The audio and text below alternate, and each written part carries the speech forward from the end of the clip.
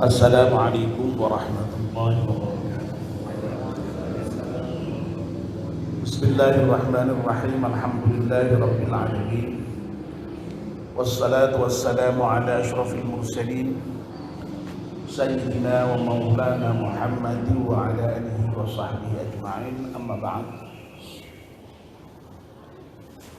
Ibu-ibu, bapak-bapak dan saudara sekalian, mari kita mulai kajian subuh kita dengan berdoa bersama-sama. Bismillahirrahmanirrahim. Asyhadu an la ilaha illallah wa asyhadu anna Muhammadar Rasulullah. Raditu billahi rabban wa bil Islam dinan wa bi Muhammadin nabiyyan wa rasulan. Rabbi zidni ilman nafi'a warzuqni fahman wa hukma wa alhiqni bis salihin. Amin. Alhamdulillah, pagi ini kita masih diberi kesempatan untuk bangun di pagi hari, dan alhamdulillah kita bersyukur kita bisa hadir di masjid, sholat subuh berjamaah, dan sebagaimana biasa kita melakukan kajian Islam. Kita memohon kepada Allah Subhanahu wa taala semoga seluruh rangkaian ibadah kita di pagi hari diterima oleh Allah Subhanahu wa taala. Amin ya rabbal alamin. Bapak dan ibu-ibu yang saya hormati, saya pagi ini akan masih meneruskan kajian kita tentang orang-orang terbaik menurut Nabi kita Muhammad sallallahu alaihi wasallam. Dulu sudah pernah kita bicarakan, ada beberapa di antaranya adalah orang yang terbaik adalah orang yang mau belajar Al-Quran dan mau mengajarkannya. Orang yang terbaik adalah orang yang terbaik akhlaknya. Orang yang terbaik adalah orang yang diberi umur panjang dan juga baik amalnya. Orang yang terbaik adalah orang yang diharapkan kebaikannya dan orang merasa aman dari gangguannya, dan seterusnya dan seterusnya. Sudah ada beberapa. Nah, sekarang masih kita lanjutkan lagi. Yang pagi ini yang kita bahas adalah sabda Nabi yang menyatakan khairukum khairukum li ahli. Orang yang terbaik di antara kamu adalah orang yang paling baik terhadap ahlinya. Orang yang paling baik terhadap keluarganya. Jadi mengukur baik dan tidaknya seorang itu bisa dilihat dari seberapa baik dia terhadap keluarganya. Nah, keluarga di sini bisa keluarga dalam pengertian yang sempit, yaitu keluarga dalam rumah tangga, ya, dan bisa dalam pengertian yang luas, ya, keluarga dalam pengertian semua orang yang memiliki hubungan keluarga dengan kita, meskipun tidak berada di dalam satu rumah tangga dengan kita. Bapak dan ibu yang dimuliakan Allah Subhanahu wa taala, terkait dengan baiknya seseorang terhadap keluarganya ini, apa ukurannya? Ya, tentu saja ukurannya adalah sejauh mana masing-masing anggota keluarga itu mampu melaksanakan tugas dan kewajiban di dalam keluarga itu. Ya, tergantung posisinya jadinya. Seorang bapak bisa menjadi bapak yang terbaik ketika dia bisa melaksanakan semua tugas dan kewajibannya. Seorang ibu juga bisa menjadi ibu yang terbaik ketika ibu itu bisa melaksanakan tugas dan kewajibannya. Demikian pula seorang anak pun bisa menjadi anak yang terbaik ketika dia bisa melaksanakan tugas dan kewajibannya. Nah, mencontoh kepada Nabi kita Muhammad Sallallahu Alaihi Wasallam yang beliau itu di dalam hadis yang lain juga secara eksplisit kemudian menyatakan bahwa akulah sebaik-baik orang terhadap keluarga. Dan itu pasti ya, karena memang Nabi kita Muhammad Sallallahu Alaihi Wasallam itu memang merupakan orang yang terbaik dalam semua hal, termasuk di dalam hal terbaik di dalam urusan keluarga, terbaik di dalam memimpin keluarga. Tidak ada contoh lain. Ya, contohnya ya yang paling bagus ya Nabi kita Muhammad Sallallahu Alaihi Wasallam itu. Sehingga kemudian lalu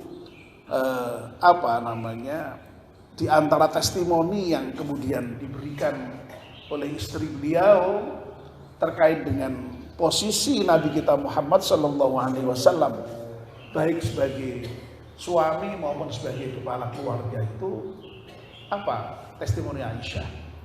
Ya, Aisyah pernah dimintai pendapat oleh para sahabat mengenai sosok Nabi kita Muhammad Sallallahu Alaihi Wasallam, tentu saja dalam kaitannya dengan kehidupan berkeluarganya. Aisyah ya agak bingung juga ketika ditanya mengenai sosok Nabi kita, tapi kemudian beliau menyatakan kana kullu amrihi ajaba. Nabi itu di dalam segala halnya mengagumkan. Jadi ajib itu ya mengagumkan, luar biasa.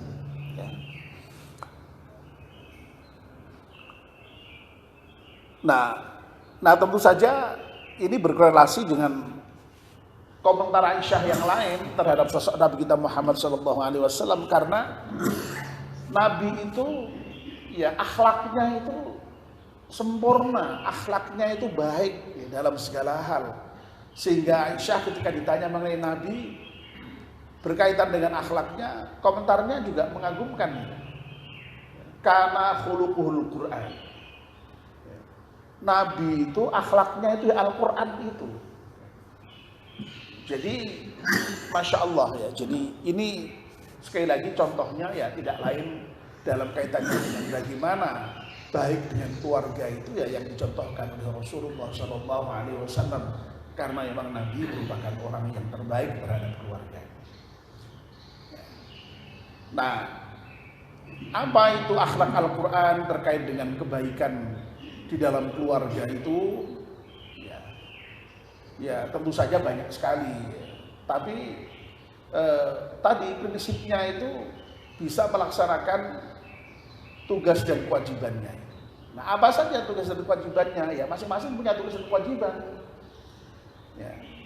Seorang bapak tentu saja punya tugas di dalam hal memberikan nafkah kepada keluarga. Dan itu jelas dalam Al-Quran disebutkan misalnya di dalam surat An-Nisa ya, ar-rijalu qawwamuna 'alan nisa bima faddalallahu ba'dahum 'ala ba'din wa bima anfaqu min amwalihim. Ya.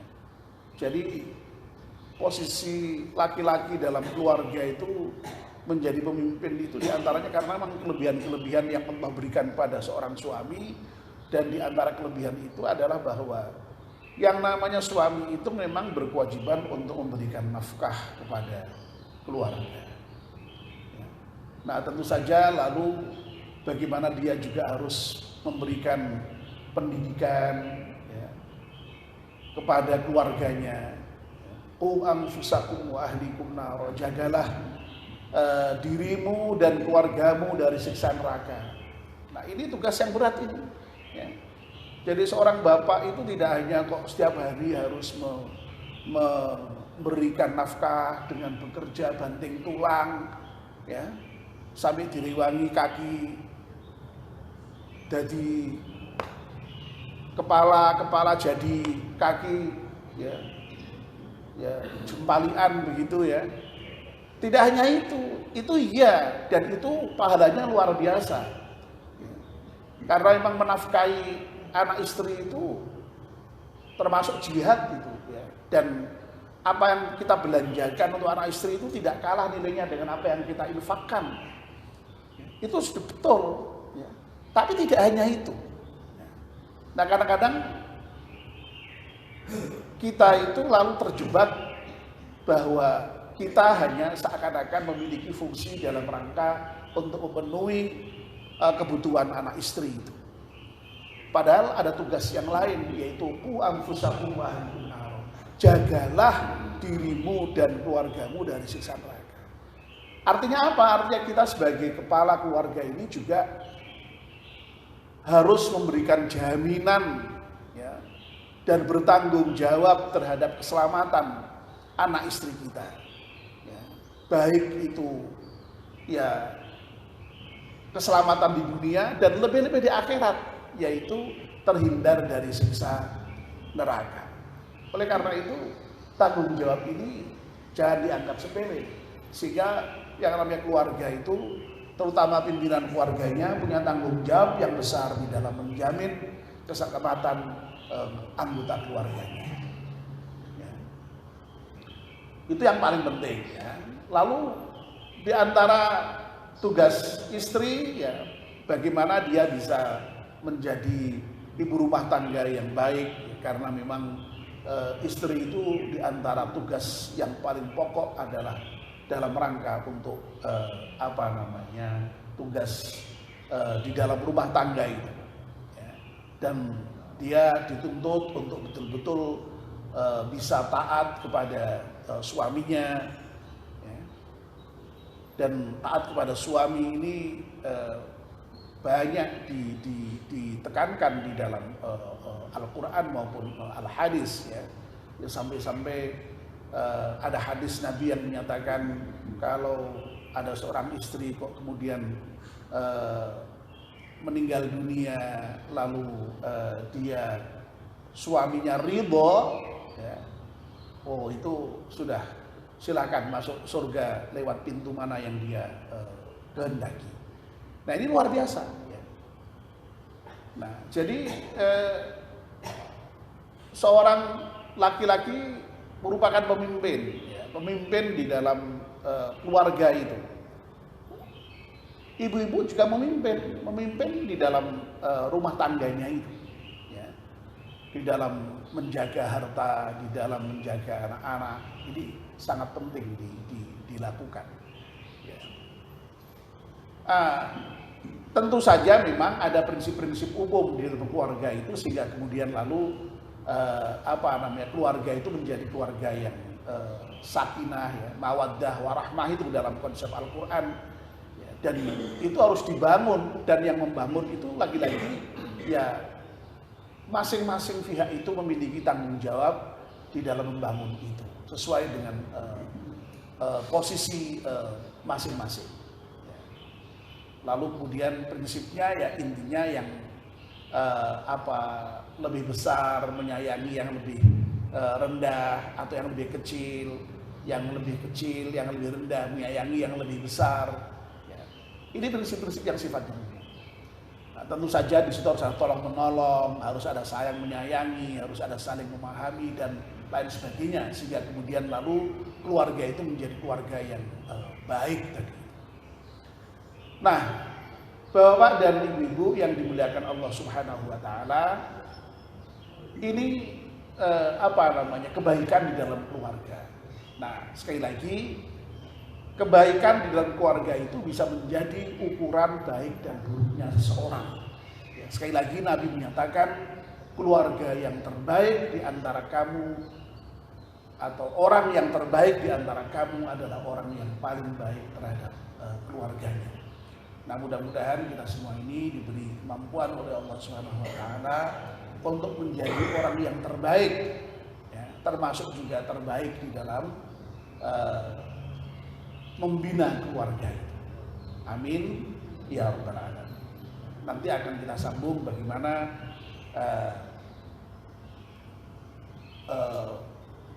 baik dengan keluarga yang lebih luas, ya. Tadi yang kita bicarakan baru keluarga dalam pengertian keluarga yang kecil, ya, anggota keluarga di dalam rumah tangga antara suami istri. Tapi sekali lagi kita akan keluarga tidak hanya itu, ya. Ada orang-orang tua kita, ada saudara-saudara kita. Nah, itu bagaimana kita harus bersikap agar supaya bisa menjadi orang yang terbaik di dalam keluarganya. Mari kita tutup kajian subuh ini dengan doa untuk majlis. Bismillahirrahmanirrahim. Wal 'ashri innal insana lafi khusrin illa alladziina aamanu wa 'amilus salihati wa tawassaw bil haqqi